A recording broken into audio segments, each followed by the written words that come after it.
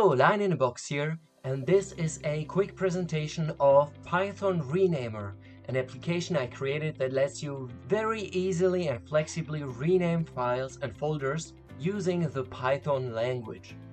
Let me quickly present you the app. When you open up the app, it starts like this. You have the application that opens, as well a console in the background, and I'll come back to that in a minute. When starting the app, it displays a description of all the available functions and attributes. For now, let me just delete that. And the way it works is, let me for example select a directory. In here I select the folder called Big Folder, and now we can see that the directory we chose is selected. And now to access all the files in this folder, I can simply type for file in files. So this variable files with an uppercase F is a list of all the files in the directory that we selected and all of its subdirectories. And just to demonstrate it, I'm going to continue typing print file.name. And if I now run the script, you can see that all the names of all the files in the directory and all of its subdirectories are being printed out, as they should. So, now that you understand the basic concept, let's look at a concrete example of how to rename and organize files. Over here I have a folder that's very creatively named Big Folder. In here we have a lot of files. You can see that they are mostly audio sound files, these bubble synth WAV files. Then we also have two videos, one over here, one over there, and as well a few PNG images. This small cat animation. So what I want to do is to organize all of these files and separate them into three different folders. One for the audio files, one for the video files, and one for the images. Next, I want to modify the names. In front of each sound file, I want to add the term audio. So instead of bubble synth, it will be named audio bubble synth 3. And in front of each PNG image, I want to add the word cat, since all those images are part of the cat animation. Lastly, for the videos, I want to add the term video at the end of the name and also enumerate them, so video 1 and video 2. So yeah, I'm gonna show you how to do that. Let's go back into the application. I'm also going to open up the console again. And now let's first remove the print statement. And the next thing I want to do is to separate the files into images, audio, and video files. And the way to do that is actually quite simple, is by using the extension attribute. So I'm typing if file.extension, and extension is uppercase, equals PNG. And that will return me and filter out every file that has the PNG extension and therefore is an image. Now I would like to move those files into the images folder. Right now I do not have the images folder, so I first have to create it. To do so, first I need to create the string path of the new folder I want to create. Inside this big folder, I want to create a new folder called Organized Files. And in it, again, I want to create the folder images, in which I'm going to place all the PNG cat images. To create this string path, there's actually a very simple function, which is called combine paths. And for the first path, I'm choosing main directory. And main directory is a built-in variable, which describes the directory that we selected, this one, the big folder path. And for the second path, I'm adding the string organized files / images. And this will combine the two paths together into a single one. So let me quickly demonstrate what this does exactly. If now I type print image path and execute the code, you can see right over here that the full path of the images folder has been created.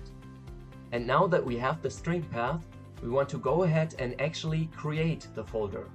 To do so, we type create directory like this, and then feed it the image path. And that's it, as simple as that. If I now run the code, you can see that both the organized files folder has been created, as well as the images folder inside it.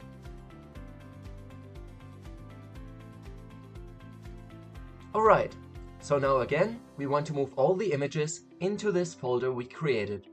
So let me paste back the code we wrote before. And now to move the files, I simply type file.move and feed it the image path. It's as simple as that.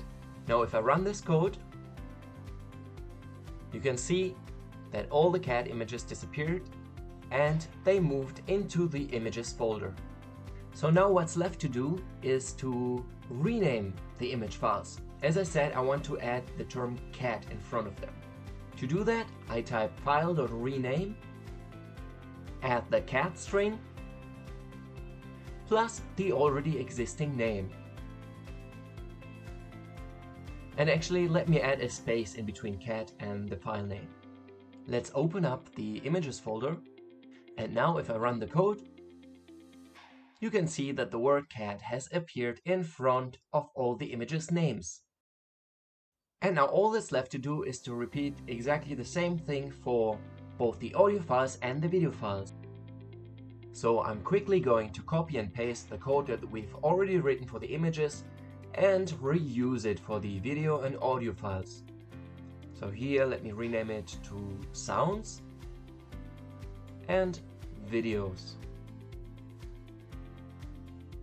Now here for the audio files, if we check for the file extension and you have multiple audio formats in your folder, then you can simply write if file extension in and then add a list of all the audio formats that you want to include. For example, WAV and MP3. Then obviously I also have to rename the audio path and the video path and then move the audio files to the audio path. And then I simply add audio in front of the name instead of cat. And then with the exact same logic, I'm doing the exact same thing, but this time for the videos. This time around, I'm adding the word at the end of the file name.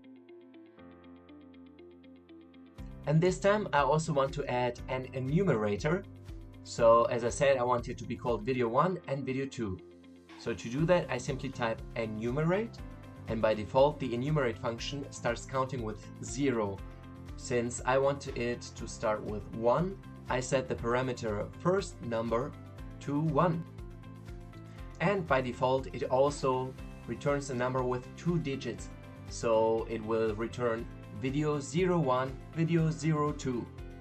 In order to avoid that, I'm also going to define the parameter digits and set it to 1. So this way it will say video 1 and video 2 with a single digit.